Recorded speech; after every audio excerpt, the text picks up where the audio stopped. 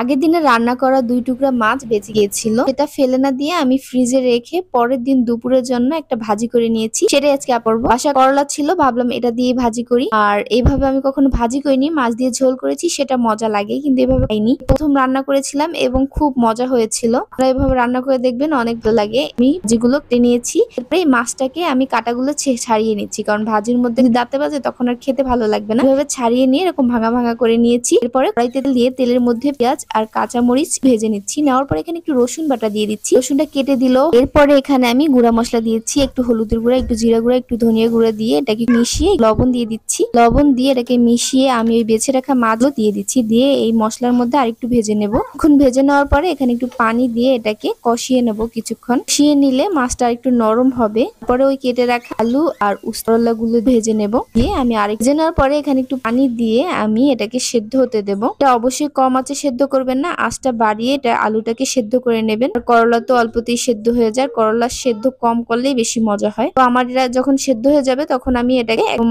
আঁচ বাড়িয়ে ভাজা ভাজা করে নামিয়ে নিয়েছি। আমার ভিডিওটি যদি ভালো লাগে অবশ্যই লাইক, কমেন্ট, শেয়ার করবেন। ধন্যবাদ।